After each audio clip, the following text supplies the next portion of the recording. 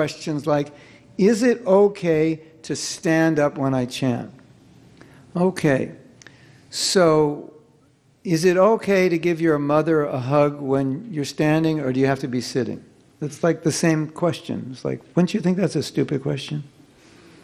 You know, go home and hug your mother. Prabhu, what time of day is the best for hugging your mother? If I hug her after 7:30, will she still accept it? Should I do it standing or sitting? Should we be facing east when we hug? Like, that's ridiculous, isn't it? You'd think.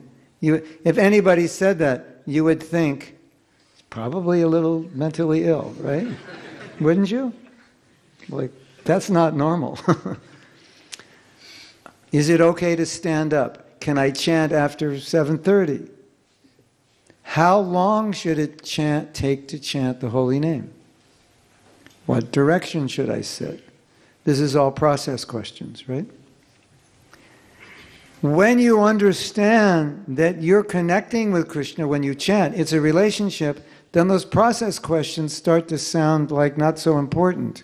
Just like, just hug your mother, it doesn't matter, just show her you love her. You haven't seen her in a year, just do it at midnight, it doesn't matter, just do it, right? With love and devotion, right? So when you understand the holy name, the relationship we have with the holy name is similar, if not exactly the same, to relationships we have in this world, then you understand my focus on the process is I missed something, I missed the essence, right? Okay, hug your mother at exactly 7:32 and 14 seconds, facing south by southwest, 36 degrees, right? Hug her for exactly 14 seconds. And at 14 seconds exactly, tell her you love her, and then hold her hand and kiss it. At 17 and a half seconds. You would think, I am nuts, right? What are you talking about?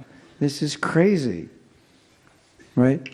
If you love your mother, do you even need any instruction how to do that? No, you do it out of love, right?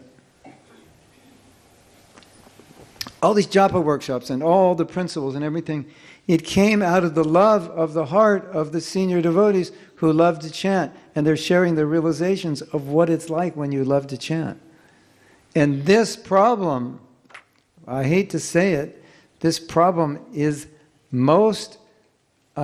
this problem affects mostly Indians in the West or in India, because you've been raised process-oriented, as far as I can tell. Like, go to the temple, see the god, offer the, 7 times or whatever you do. Why are you doing that? I don't know. That's what my grandmother told me to do. Isn't it? Something like that. Yes? So, I'm not faulting you. It's good, to be process-oriented is good, because you can follow things and you can do it well. That's good. But when it's a relationship, it's not good, because that's not what... The process is just secondary, right? But the connection, the relationship is primary. Does that make sense? So this is really an obstacle I want you all to meditate on, and maybe you were raised, going to temples and doing puja and offering this and doing rituals, which is, I'm not putting that down, but it definitely can create a samskar where the rituals become important, and therefore we have the smarta Brahman, right? It's not about bhakti, it's about doing the ritual, right? You want to hear a funny story? This is such a good story. It's one of my favorite stories about the holy name. So, as you know, as foreigners and Americans, we're not really like fantastic in pronouncing Sanskrit, because you know Hindi, so you just know Sanskrit just by, more or less, how it should be pronounced, because it's almost the same, many words, right? So the Americans come and completely destroy the pronunciations, right? And you're sitting in class and they're reading the verse and you're like, oh my God, this is... Anyway, you respect them so you don't say anything, but they're pronouncing it wrong, right? So all the American disciples, or in India in the early days with Prabhupada, and they're chanting Hare Krishna, Krishna Krishna, Hare Hare, Hare Rama, Rama Rama, Hare Hare. And there's a Sanskritist, that's with Prabhupada and the devotees, and he's going crazy, as you could imagine. It's Hare Krishna, Krishna Krishna, Hare Hare, Hare Rama, Rama Rama, Hare Hare. That's right? More or less. Maybe even you don't do it that way, but that's more or less the proper way to do it, right? So even in India, depending on the part of India and the accent, if you're Bengali, you really botch it up, right? Kisno. And Prabhupada, the Kisno Ramo, and Prabhupada, he can be very funny. Prabhupada's like, who is this Ramo? I don't know. Who are they? Who's Ramo? Who is this Ramo they're talking? Who is this Kisno? Right? So even, and Lord Chaitanya used to make fun. Did you know that? He used to make fun of the accent, the Bengali accent. I don't know how he made fun of it, but it's, it's funny, right? Shit down, Prabhu. That's funny, But I usually do that on the toilet. I don't do it,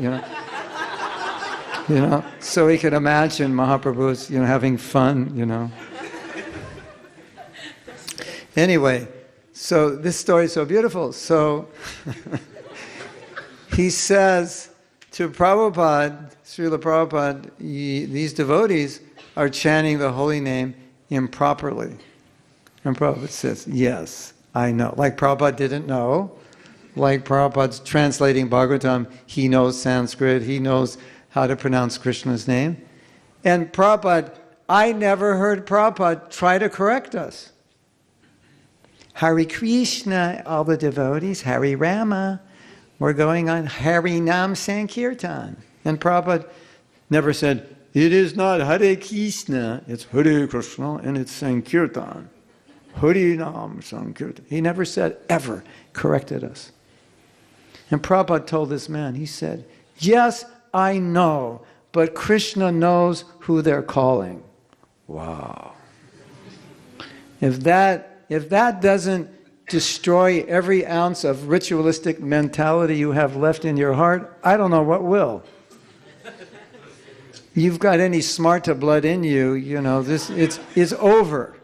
It's over for you. You can pronounce a mantra completely wrong and go back to Godhead. Wow.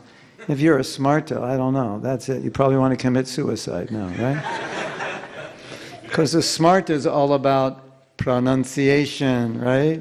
And do it properly at the right time in the right way with the right ritual. Yes? Right? When you see the South Indians and they're chanting their Om Purnamada Purnamidang, it's like, wow. I'm like, whoa. Are they creating a Brahmastra or what are they doing, They're like, they get one syllable wrong, they're going to blow up, right? Isn't it? So, my dear devotees, I heard it was a pious birth to be born in India, but you have to contend with this problem, because it works against you when you chant Hare Krishna. You're chanting, you're not even pronouncing it properly, but Krishna knows that you're trying to chant His name. What does that mean? That means the heart and the intention is much more important than the external. I mean, what could be more clear than that story? You agree? I mean, that's an amazing story. You botched up the holy name. You pronounce it totally wrong. And Prabhupada's saying, Krishna sees what's in your heart, right? So, when we're chanting, we're offering our heart. We're praying. What are we praying for? I want to be a pure devotee. I don't want to be a conditioned soul.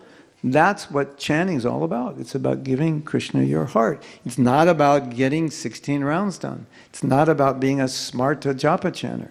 You should be a smart japa chanter, but not a smarta japa chanter. It's about the heart. So bhakti is all about the heart.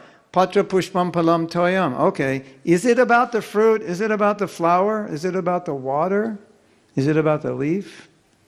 No. What's it about? Bhakti uparitam. It's about the bhakti, right? The fruit, flower, leaf, or water. It doesn't matter. Offer whatever. It's the bhakti that's important, right? So, should I chant at 4, 4:35, sitting this direction? Is this okay? Can I stand up? Can I walk? It's not about the fruit, flower, leaf, or water. It's about the bhakti. Isn't that obvious? I mean, it's a relationship, right?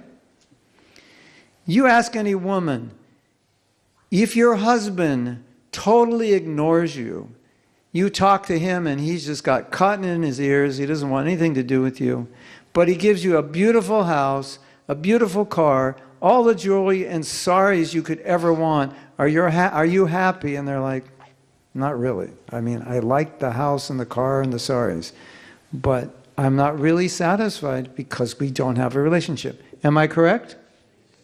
100%, right? So that's like, you can give Krishna the perfect mantra and the perfect ritual and the perfect everything. That's like husbands, they say men are more intelligent. I don't know. They're not that intelligent when it comes to marriage, right? Because they think, well, I'll make my wife happy by giving her stuff. She's happy by having a good relationship, not just by, she likes stuff, of course. But she's happy having the relationship. Krishna's the same way. You can't buy him through ritual. You buy him through bhakti. Right? Does that make sense?